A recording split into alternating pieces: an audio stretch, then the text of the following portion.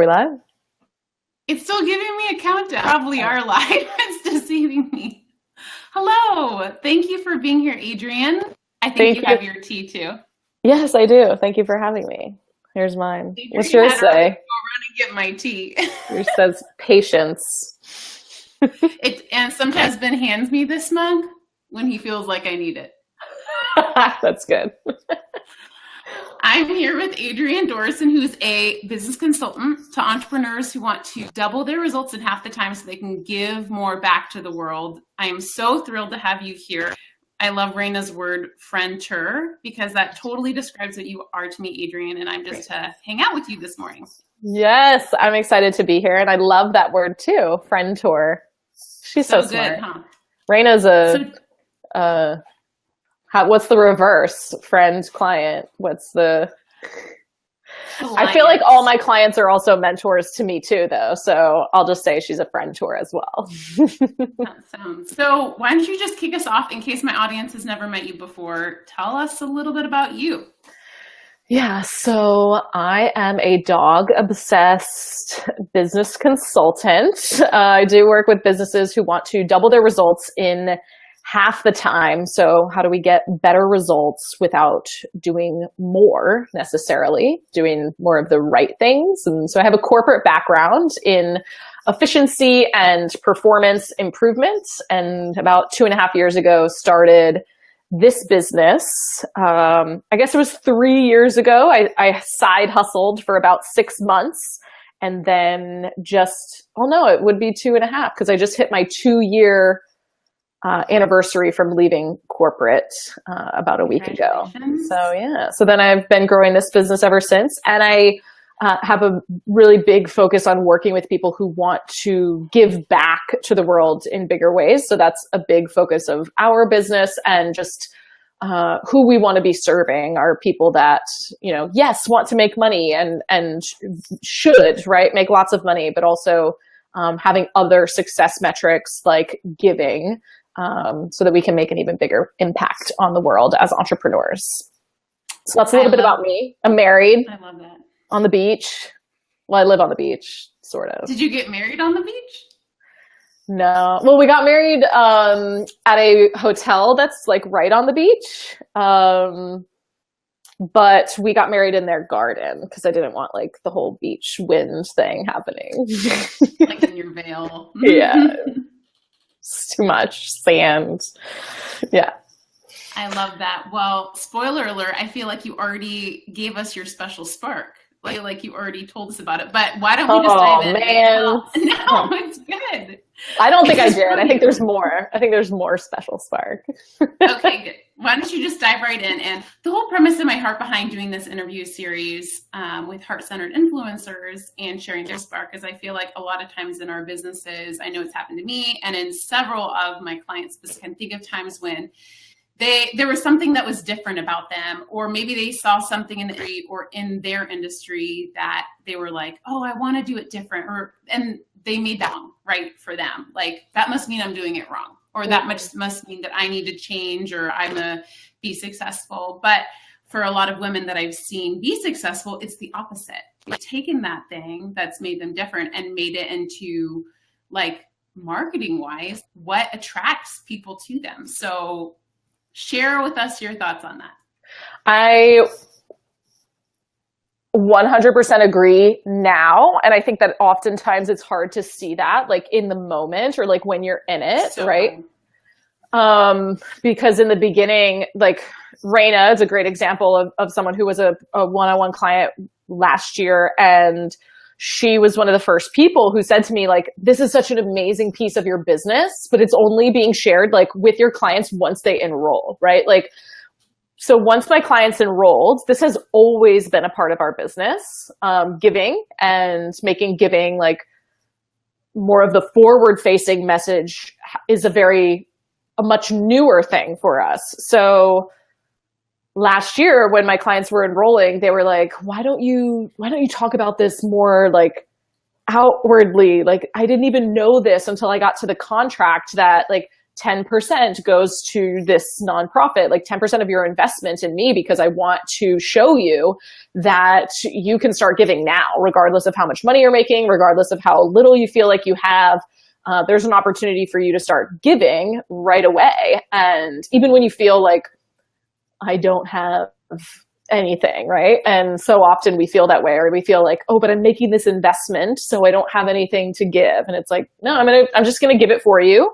And then we do our own personal giving too. So once my clients started to share with me that was something that they really valued and that made them, I would just say, like, made them love me more, right? They were like, oh my God, it was already a no-brainer that I wanted to work with you, but that, like, would have made it even faster, easier. And I was like, oh, really? Like, I just didn't think that in the beginning, right? I didn't think that it was something that I should be sharing or that I needed to share. I felt, and I think a lot of people feel like this, that it was just something we do. So we'll just do it back here. But because like innate to you. It was just like innate, and I didn't realize, I guess I didn't even realize that I wasn't being forward facing with it. I was like, oh, I thought that everyone knew that I did that, right? But it wasn't as powerful of a front brand message as I started to realize through my clients' reflections and mirroring that it was. I was like, oh, not only should I be modeling this for my clients who get to see that when they sign up, but what about the people who never see that contract that could be inspired by the message of giving now, right? Because I started giving when I consistently, I was always been like a giver in my life, but it was kind of like I would give when I felt like I had enough. And then I would, fall back into not feeling like I had enough in my life, or feeling like I was living paycheck to paycheck. And then I would stop giving during those times. And so the moment that I started consistently giving was when I was trying to get out of debt. And people were like, this is the dumbest thing ever for you to start giving your money away right now. Like, you're trying to get out of debt really fast. What are you doing? And I was like, this is something that I just need to do to stay consistent and focused on getting out of debt, right? Because I knew that if I would give money away when I felt like I had nothing, and I had this really focused goal, that I could live on even less, because I was realizing in perspective how much I actually had, And I think there's multiple quotes, whether it's like from the Bible itself or from like spiritual teachings, that like when we are able to give, we will receive like 10x in return, right? And I've always felt that when I'm consistent with my giving. And so if we don't give, like if we have $10 and we're not willing to give one, I think there's this misconception in our heads that like once we have $1 million, we'll be willing to give away $100,000. And guess what? This is a habit that we're going to be building. And if we can't give away $1 when we have 10, it's going to be real hard for you to part with $100,000 once you have $1 million. So it's like, just start now, right? Like there's no reason, and it doesn't have to be 10%. It could be starting at 1% or 5% or anything, right? Like I think that anything is just going to start building that habit and building that muscle. But that was so important to me as my clients reflected that it was important for them to like start pushing this message as like my main, like, here's who I do this for. Here's what I do. Here's who I do it for.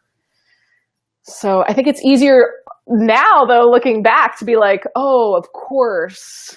But in the time, and still now, I think it's very scary, because there's a lot of people who say no one wants to hear that first. I've had mentors tell me that. So I get it, right? Like, you're scared to do the different thing, but what if it's like the one thing that sets you apart? I feel like we could just end the interview like we just saw. No. Like, so good. I have like it's so 47 true. More things to say, but yeah. Okay, good. We'll keep going then. But I love so much of that, especially that, because yes, like I think it is important to listen to like our peers and our mentors and our friends and family. But I think also really tuning into what we know, like, no, this is a good sort of different. This is what sets me apart. And this is like one of my like core beliefs, right? Mm-hmm. Like this is something I believe in. I love too how you're able to share this with us in hindsight? Because I think when you're in dog, it's not so clear, right? And you're like, what sets me apart? What makes me different? That doesn't make me different. That's who I am. Like, that's just normal. But it's not normal, right? And sometimes it's like that road, it takes a road to get there. So I love that in hindsight, you're able to share, like, yes, it is worth it. You're out what that thing is for you. Mm-hmm. And I think oftentimes, like, I've always felt that what I've done is very normal, right? Like, whether it relates to my paying off my debt in a really short amount of time. I paid off like $48,000 in 6 months. And it took other people telling me that that was actually not very normal. And it was a much needed story that people needed to hear, because I felt almost like guilty or like braggy to start sharing that story publicly. And in hindsight, I'm able to understand why I was supposed to share that story and why I shared it so many different places, and why it was like the thing that got me into a lot of publications, got me into a lot of podcasts and things when I was first starting my business. And at first I was like, oh, I don't really like know how this relates, or I don't really want to necessarily talk about this, like, because I didn't want people to feel like that was going to be their path, or that it was going to be super easy. And so I never wanted to be reflected wrong in the media. But I've had so many people, like, over the past 2 years, reach out to me and be like, you inspired me to start paying off my debt sooner. You inspired me to start paying off my debt while I was still in grad school. You inspired me to get a different job. You inspired me to start a business so that I could start paying off my debt, like making it their focus because of that story. And so I was like, oh, I see now, like, why I was supposed to share this. And I think so. Same thing with the giving, right? Like, I could keep it to myself. And I think a lot of companies or businesses do. And that's why I think it's really important as a business. Like, personally, I think you can do anonymous giving, and it's it's the most beautiful experience ever for me to like do anonymous giving. Because you're not looking for any like, oh, thank you, right? Like, in return, you're like really just doing it from the heart, for no other reason. And personally, I think that's really great to do. But when you have a platform, and when you are a business working with other businesses or working with consumers and customers, I think you have the opportunity to use that platform to model your beliefs, your values, and almost say, like, I almost feel like sharing with people, like, giving is really cool, right? So like, we're doing it, and here's some other companies or other businesses that are doing it too. And really aligning your values with the people that are going to sign up to work with you, right? Because immediately they see one of your core values off the bat. And I think that that's our goal as businesses, to share what our values are so that we can draw in the right people who share those values. And so I think it's important to do it publicly. And so a lot of people ask, like, oh, is this just another like marketing gimmick to get people to work with you or to get publicity? And it's like, I mean, you could call it whatever you want. If you feel that way about it, then sure, right? But I think that what you're doing is sharing your values and helping people make a decision around working with you or not, as well as like really modeling that for other people. So even if it's not giving, right, it might be debt freedom. Like, that's one of my core values for sure. And I want to share that with other people. And that helps align the right people to you. So I think whatever your like special spark, whatever your different thing is, even if it feels scary because it's different, it's going to align the right people with you, because it's probably a core value or something that relates to one of your values that makes you different and special and unique, that people are going to be attracted to. Absolutely. What would you say to someone who still feels like they're on the other side of like figuring out their spark? Like, I don't stand out. Like, I don't know what my special thing is. I just have all these things that are not me. Like, what are some significant, well, I guess like a client pointed out for you, but what are some significant, really tangible things people could do to get on the other side of really embracing those your stories, those things that really make them stand out?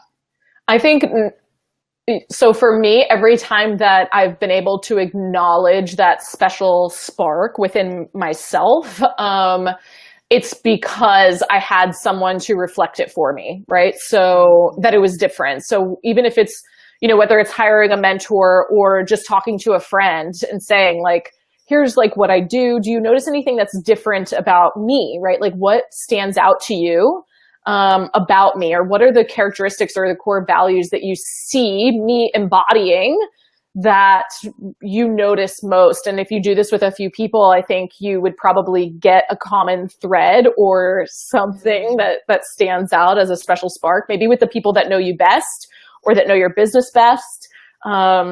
I've asked my clients. So if you have clients, you can absolutely ask them.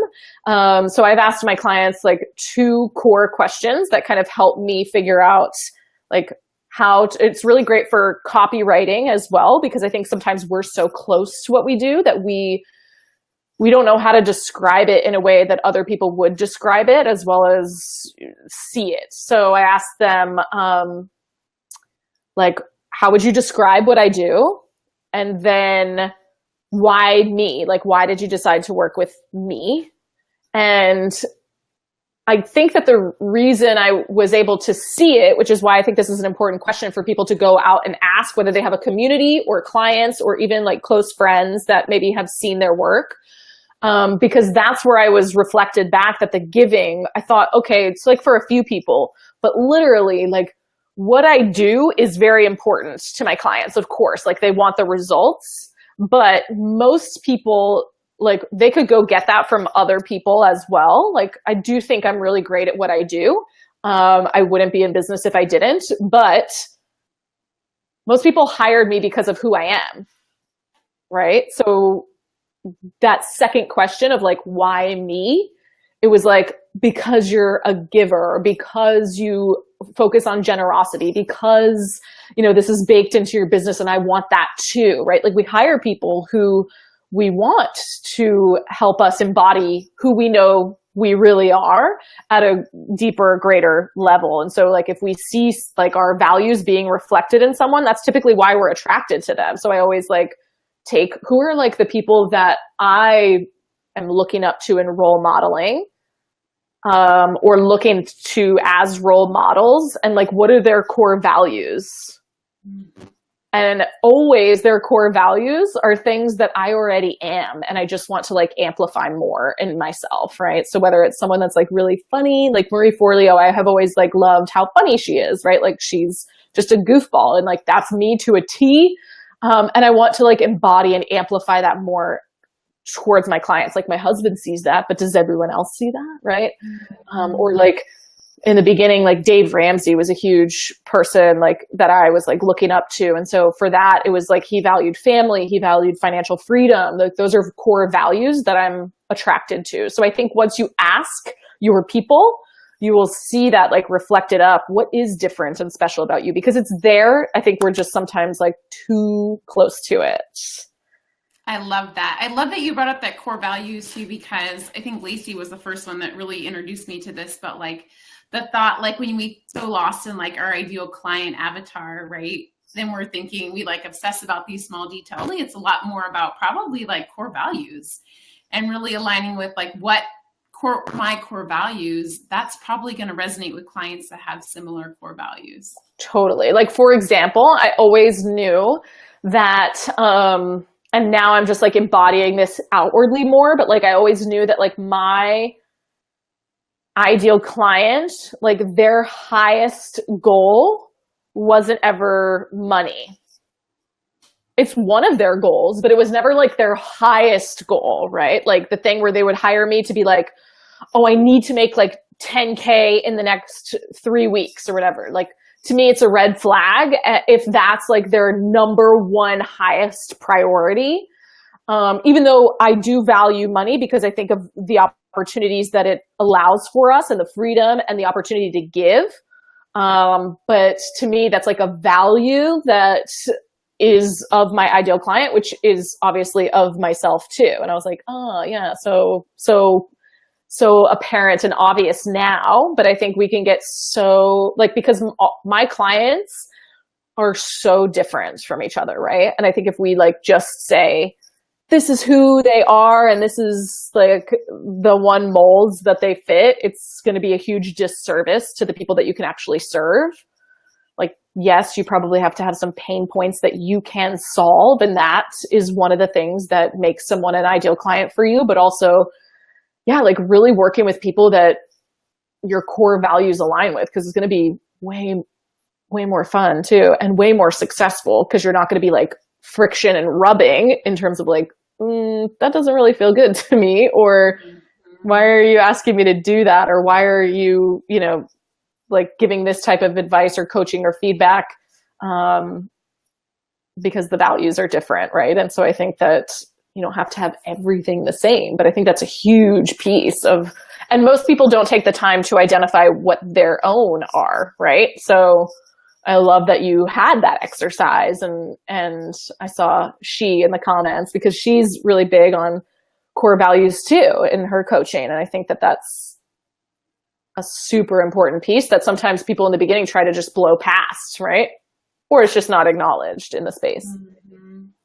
Totally. And as I ask this next question too, I would love to hear for you guys that are watching, if you guys have core values for your business, or maybe you don't have them all, but maybe you just have one that comes to mind. I would love seeing those, because I think that'll inspire some of you that are like, what? I don't even know what values are. And that's okay. Like, that's okay. And so, but maybe that will give you ideas of like, maybe someone writes Shin, and then maybe another person's like, oh, that's mine too, right? Like, it's okay. Like, core values, it's okay to borrow them.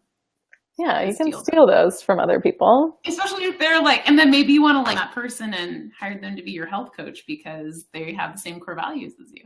Totally. I love it. Tell me, Adrienne, thank you for sharing that, by the way. Yeah. Tell me about, like, take me back whenever it was. Maybe it was 3 months, maybe it was a year and a half, I'm not sure. But take me back to like before this, before you were really able to lean into your spark. I'm trying to remember the exact question, but when I'm like, what questions do you want me to ask these influencers? Like, one person said, basically, like, when you're feeling stuck, when you are feeling unclear, how do you keep going? Like, you keep doing it even pre-breakthrough. Tell us what that was like, and maybe you can give some tips for someone that's in that stuck space. Yeah, I saw someone post something the other day about being stuck, and it was, people often confuse stuckness with not being started. like you're not stuck, you haven't started. So how could you be stuck, right? Like, you haven't started. And I think that's, very direct, but potentially some of you are not stuck. Like, of course you feel stuck because you haven't even started, right? So I think that's number one, is like identifying, like, am I really stuck? Even the feeling of stuckness, like, you got to get started. And that goes back to my answer to this, is that action creates clarity. And this is something from like the very beginning of my business that I had this like little cyclical thing that I always talked about. Like, action creates clarity, and clarity creates confidence, right? So in the beginning, it's very hard to get started, right? Because we don't have the clarity, we don't have the confidence, so we stay stuck, or we don't start, essentially. And so it takes a lot of courage for us to start with the action before we have the clarity and the confidence, but that's actually what's going to get you the clarity and the confidence. So I think that that's always, for me, what I go to, especially when I'm feeling unsure, or when I'm feeling like I don't know what I'm talking about, or I'm feeling like this is messy. And when I was kind of putting this out there more, and this has just been this year, and I still feel like I'm going through it, right? Because I have a much bigger vision for what this message means to me and to the world and to entrepreneurs everywhere. And so I do feel like I'm still in the act of getting more clear, right? So what that means to me is taking action, because you're going to get clear one way or the other. Whereas a lot of people just stay stuck and say, oh, I don't know what action to take, or I don't know how to get clear. And I'm not confident in what I'm talking about. And I'd say, perfect, go take some action. And then you're going to have, like, number one, you're going to have a ton of other ideas just by talking it out, by verbalizing, by taking the action, by writing it out. by doing the next step. And even if it's the wrong step, it's not, right? There is no wrong step, because at least if you're moving forward, you're saying, "Oop, that didn't work," or "that wasn't right. I'm going to go this way then." Right. But so often I think we feel like we have to make the right step and they're all right. Like, just go forward and that'll help you figure it out one way or the other. But I was even like sharing when I first was coming more forward with this movement, with this message, was this is going to be messy and I don't know what's going to come of it. And I don't even know what I'm trying to do here, but I just need a space to articulate and people to share with. And so I was doing that, and actually we're going to give away some things. And this was the model of what I, kind of based everything off of, was Austin Kleon's Show Your Work. And in this book, he talks about showing the process, not just the finished product. And so that was me kind of embodying that from Austin, to say, like, I don't know what the finished product is, but I'm going to take you on this journey, as messy as it is. And I was using Facebook Live, and I was using my email list, and I was using my clients, and pretty much anyone that would listen to me, my mentors, peers, to say, here's what I'm thinking. What do you got? What are your thoughts on that? Or can you give me some feedback, etc. Because then that process gets like even more better, more refined, right? The finished product's going to be way better if we show that process, because then we can, redirect and tweak as we go. Because if we keep it all to ourselves, then usually the finished product is only one for ourselves and not for our community or for the betterment of who we're trying to serve, which I think we often don't think about. We're just like, oh, I'll just stay in my cave and create this thing or do this thing. But like, wouldn't it be in more service to go out and say, like, hey, this is a little bit messy. This is what's going on. This is what I'm creating, or this is what I want to talk about. What's your instant feedback for me, right? So that you can get that feedback way faster. I love that. And I think like that's so like in everything in our business, everything we create, that we're co-creating it, right? Because not only does it like monetarily make sense because we're like tracking with our audience, but I think like from a heart-centered place, we're being a pious service. Like you said, like we're not going off in a corner and like safely creating this. We're like letting it really evolve. And one of my favorite things I have my clients do / that I do is like in your content, like writing like letters, like you were talking about, and you do this, Adrienne, really well. Like you almost do this like verbally in your lives, right? Like just like inviting people along and just sharing and like being from your heart and just saying, hey, this is what's going on behind the scenes. Would you like to come along? No problem. If you do, great. Like, let's go and figure this out. And I think that's, for me, I think, whenever I'm coaching or consulting, working with people that are having a hard time of like getting their real voice out there or sharing the thing that they really want to share, it's typically because we are filtering. And oh my gosh, it takes so much longer to write, to create, when we're constantly in a state of filtering of like what we think they want to hear. And it's never what I think people need to hear that is like what they actually need to hear, right? And so for me, it was just like removing the filter from my writing, from my live streaming, from my videos, from whatever I'm creating, that has, number one, like made it feel more natural for myself and my community, because I am speaking like right to them. It's made it go faster, given me like instant feedback loops, and weeded out the wrong people.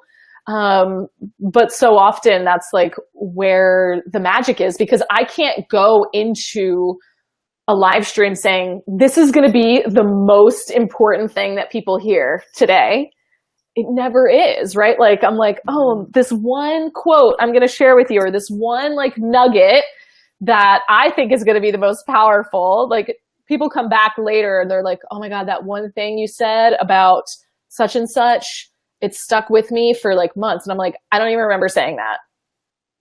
So clearly I can't micromanage my content delivery or the way that I show up and serve people, because it's not going to work anyways, right? So I would say like stop trying to micromanage like what people are going to get out of what you do, and just show up and share. And I guarantee that they will tell you what sticks out the most. They will tell you what is most important or what is most impactful. And it's probably not what you think it was going to be. Hi, Raina. I saw Raina on there. We talked about you at the beginning. Hi, Raina. I totally agree. And I think the biggest, like, okay, to like kind of land the plane, like, I think the biggest, like, as you say, land that plane. Yeah, good.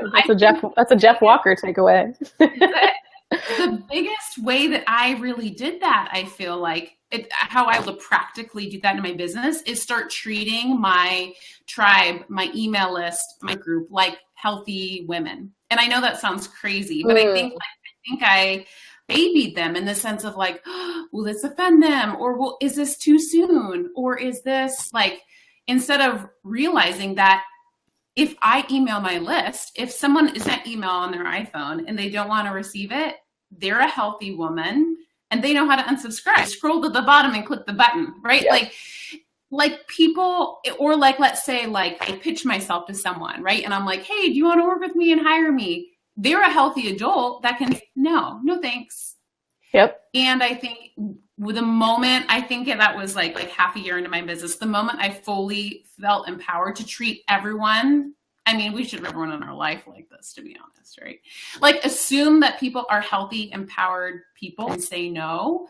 And obviously, like I'm assuming like all of us listening to this are probably like heart people that aren't like, you know what I mean? Like weird. Then you can fully show up as you and unapologetically and make the choice. Yeah.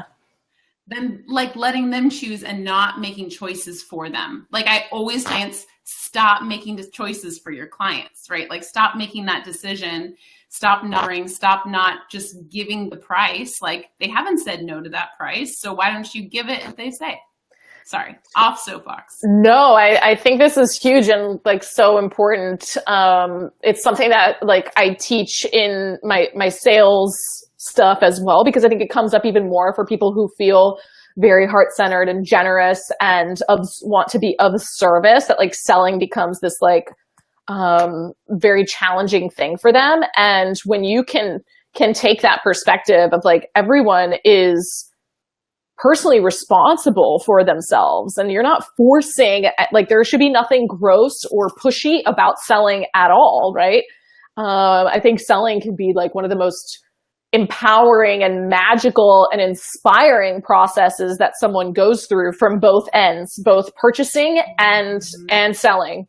But you're right, we have to treat our audience, our community, our clients as healthy adults who know what's best for themselves.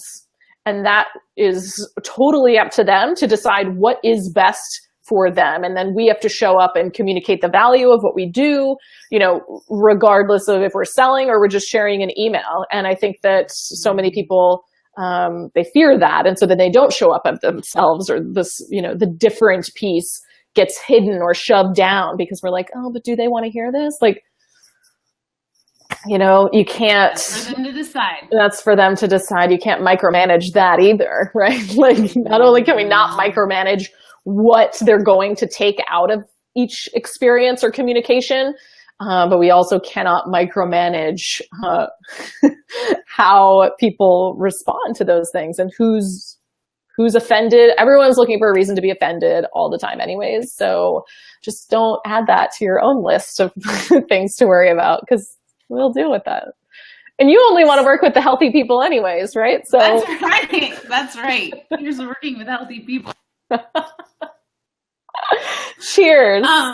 Cheers. Which I think I need me to talk about the books, because I almost forgot. Adrienne is generously giving away 4 books. 4 books. So hit share, because if you share, you're eligible for one of these 4 books. I think I may have been the only one that shared the broadcast so far. It's like 3 shares. I think they're me. Share the broadcast, and we're going to give you 24 hours and then just because we have this in multiple places. But if you've shared it from somewhere, Yeah, show us, tell us. Share it. I'll share which books we're sharing or we're giving. Or your All you have to do is share this broadcast. Yay, Kathy, thank you for sharing. All right, and then you'll be entered to win one of these 4 books, and then we will contact you. I'll get your mailing address. I promise not to show up on your doorstep unless you want me to. And then we'll mail these to you. So Show Your Work by Austin Kleon. This is one of my favorites. I've sent this out to all of my clients. It's 10 ways to share your creativity and get discovered. So this is what I was talking about earlier, and it is so good. It's one of my favorites. It's a great way to get clarity on your spark too, right? Oh my gosh. Yes, because this is all about showing the process. Raina and Kathy, they said, come visit. Okay. Kathy's okay at your doorstep. We're also giving away White Hot Truth by Danielle Laporte. This is probably another way to uncover that, like, what makes you different? What is that special spark? Because this is really all about like knowing yourself at a more true level. So this is her new book, White Hot Truth. And I love the way that she's written this book. It's just a really beautiful book. So excited to share this. I haven't read that one yet, but it looks good. Ooh. I'll be sending it to you actually. So I'm like, share. You could be entered to win, Anna. This is The Leadership Gap. So Lolly Daskell is a personal friend of mine. She's an incredible leadership expert. She works with the top companies and CEOs on leadership executive coaching. And this is her newest book, The Leadership Gap, What Gets Between You and Your Greatness. This book is so good. Like, I quoted this in one of my emails the other day. And Lolly has become a personal friend, and she's just as amazing. And you'll want to like get inside her brain after you read this book. So this is up for grabs. You just got to share. And then last but not least, I think Raina said she's read this book like 3 times already. It's called You Are a Badass at Making Money. That's impressive. Yeah, she's impressive. I think she's also running a book club. But this book, you should add the link if you're doing a book club. Yeah, you should. This book is so good, and it's also going out to all of my newest Beeline 90 students, because it's actually part of like what we're going to be referencing in that program for like really unlocking more of your earning potential. So this book is so good. Even if you think you already have a good money mindset, you probably don't, or you could improve it. And I was listening to this on Audible and then needed to get the in-person, like the real hard copy version. So I have one of these that I'll be giving away. So we've got 4 books. I'm super excited to mail these out to whoever is going to be sharing and winning.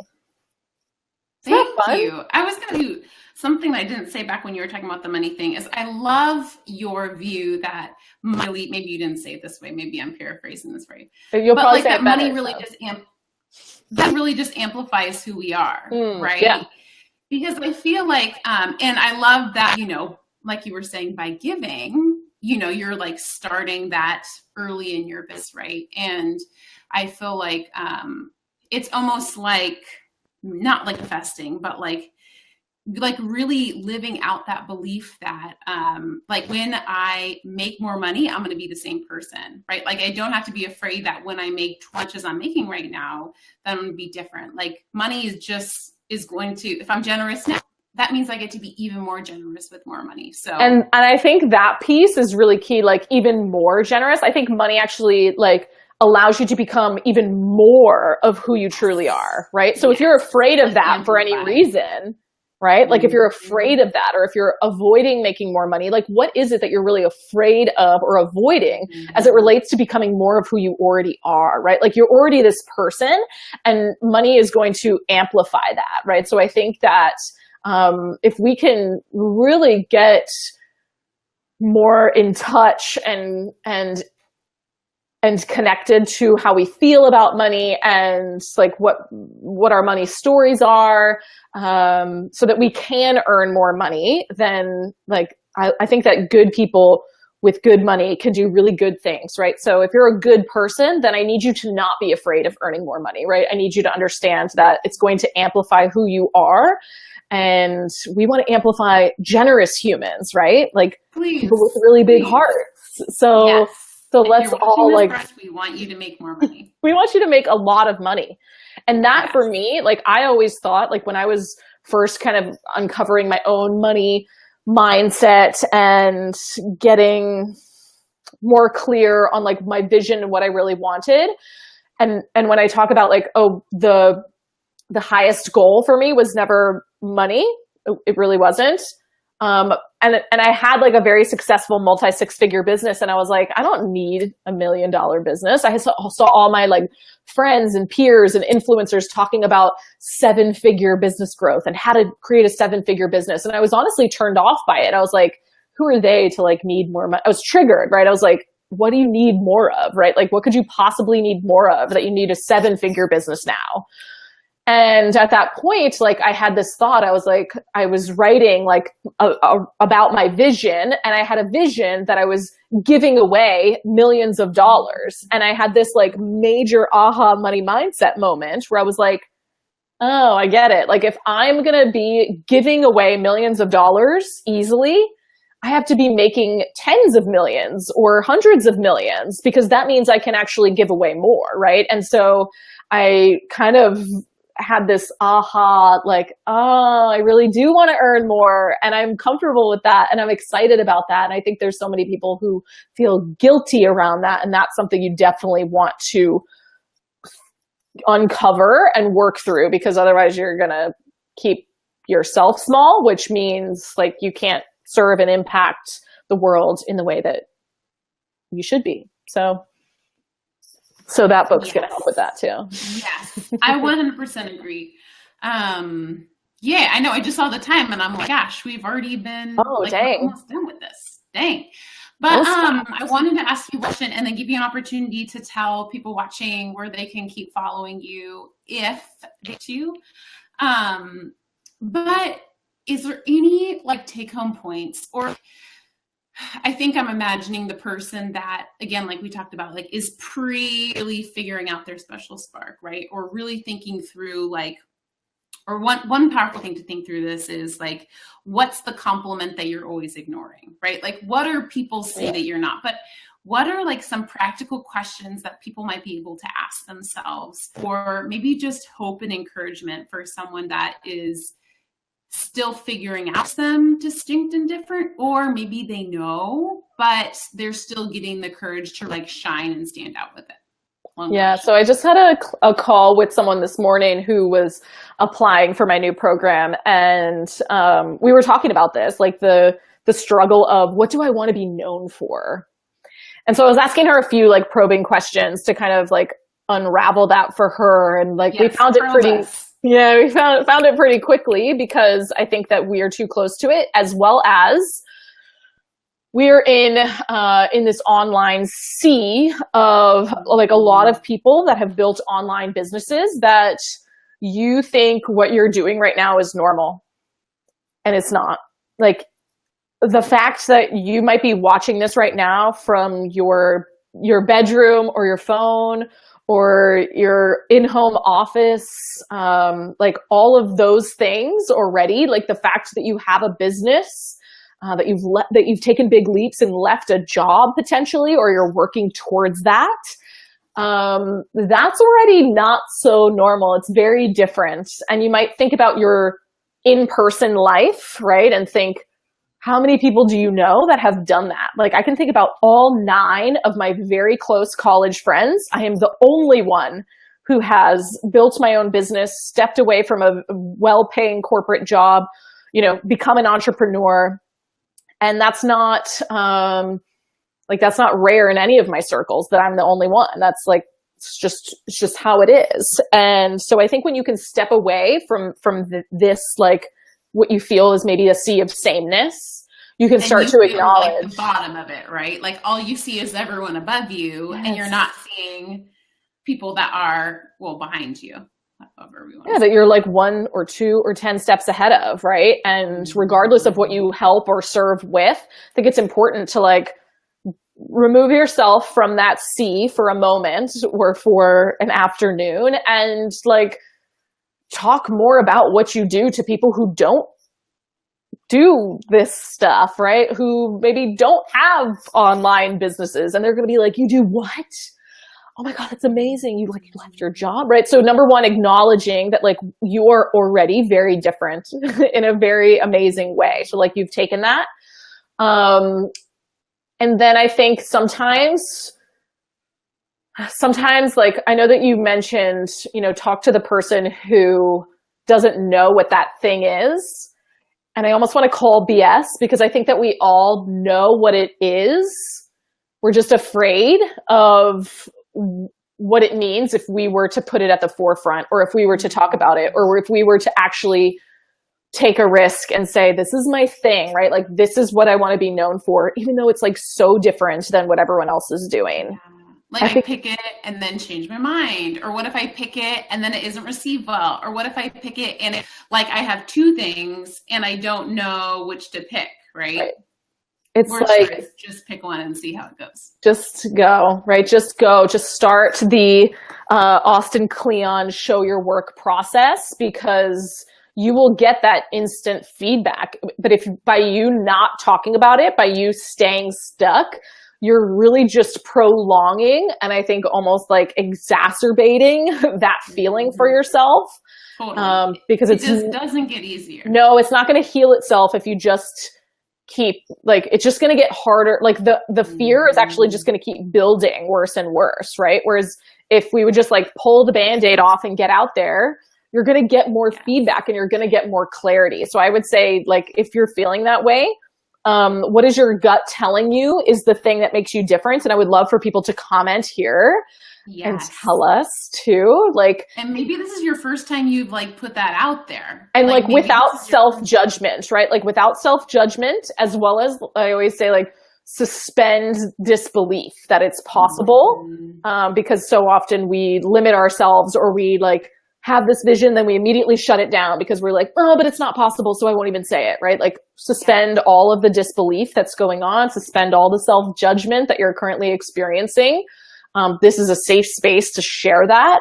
And like taking that next action, whether that's sending an email talking about this to your community, or doing a Facebook Live and just kind of sharing, hey, this is going to be messy. It might not all be perfect, but just want to talk about something that I'm feeling is important or makes me different. And I would love to hear your reflections back, because once you start doing that, it's going to give you the momentum, because people are going to say, yes, yes, yes. And they're going to say, yes, and can you talk about this? Yes, and what do you think about this? And they're going to create the content for you. So good. And it feels like too much to even like write it here in the comments. Like, I would suggest like just doing it on like a blank email. That's where I always draft things. Yeah, like a blank doc that maybe you never sent. Blank doc. Like, you don't have to don't make the choice right now whether to share it or not. Just make the choice and to get it out of your head and onto paper, right? Yep. Like that first choice. And again, like if you're getting stuck on how to write dear so-and-so, right? Like write it like a letter, right? Like just it's your heart. And then after you write it, sleep on it.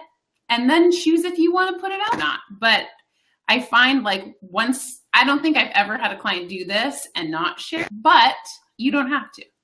Right. If that helps you kind of actually do it, then know that you don't have to. And I always go through my like 4 filter questions. Oh yeah, share them with us. Because this is going to help people be like, oh yeah, like I have to take the action, right? So whenever I'm like making a decision, or I'm feeling the fear of something, I go through these 4 questions with myself. So number 1, what is the best thing that could happen by doing this thing, right? Like, so what's the best thing? Best thing that could happen? Because usually it's like really, really amazing. And we need to really feel that, like feel into what would that be like if we actually did this and this happened, because it's awesome.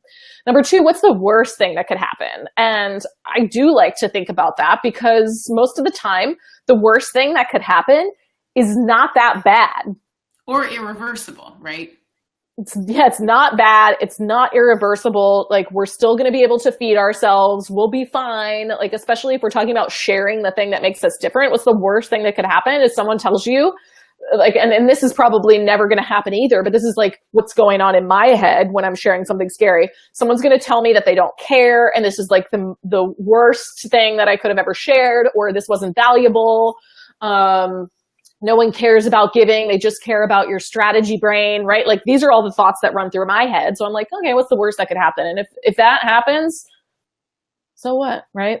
Okay, I'll move on. I'll live. I might cry for a little bit, but I'll live. And then number 3 is doing the, like, are you going to die? Like, if you do the thing, are you going to die?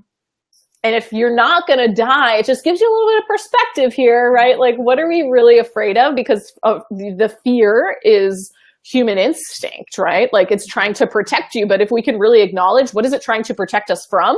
And if it's nothing rational, okay, I hear you. You're doing your body is doing the thing it's supposed to do, but not going to die, right? So if we're not going to die, and then number 4 is doing the thing, moving us closer to the results that we want.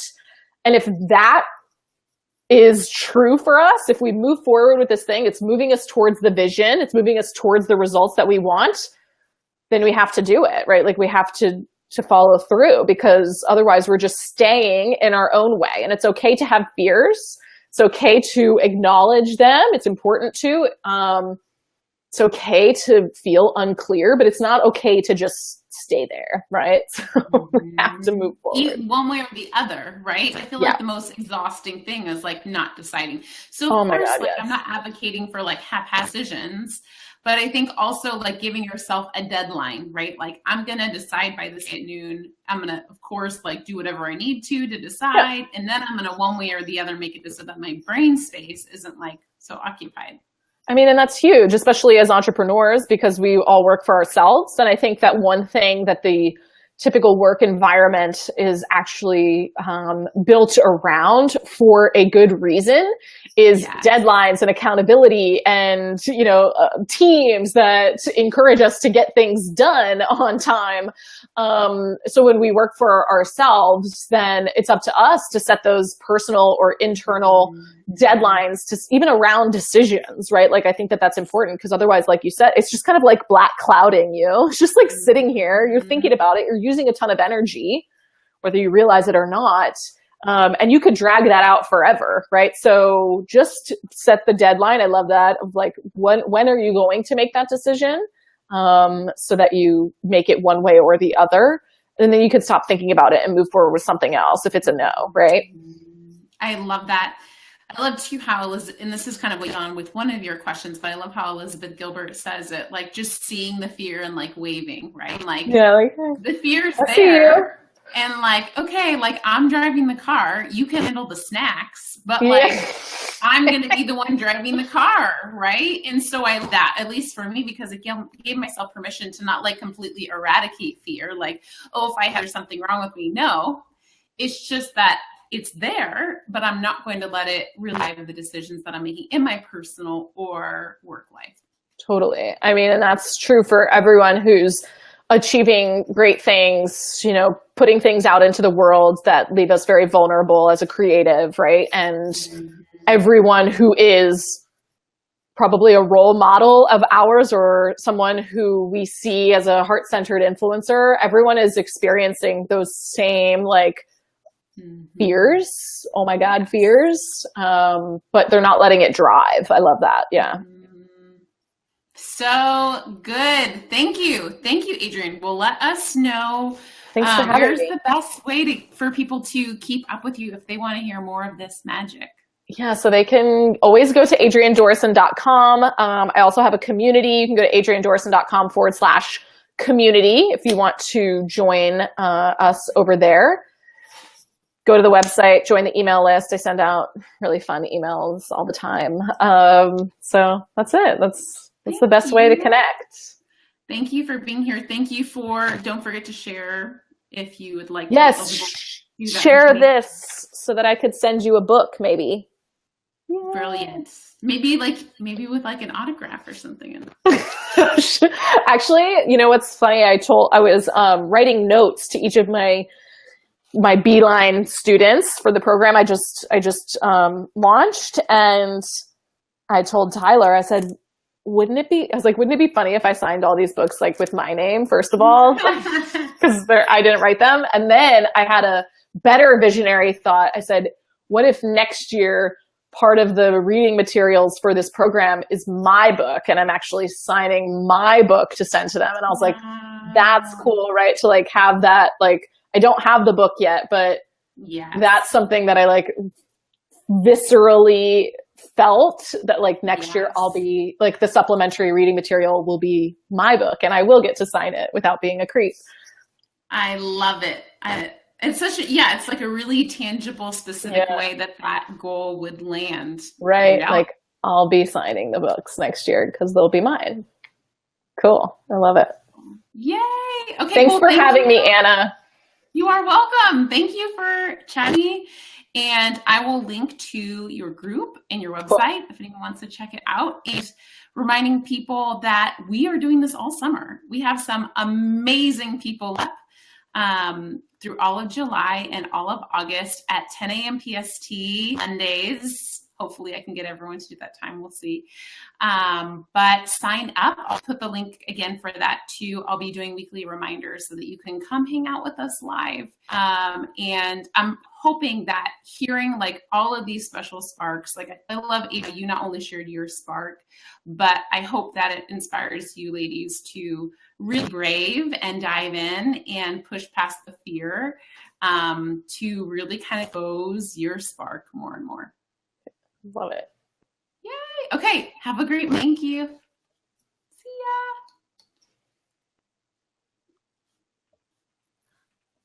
ya. Uh-oh. Let's see if I know how to end it. You just click end broadcast, no? I didn't click end. We'll see if it's me. Or I guess people can hang out while I figure out. Oh, here we go. It's popping up now.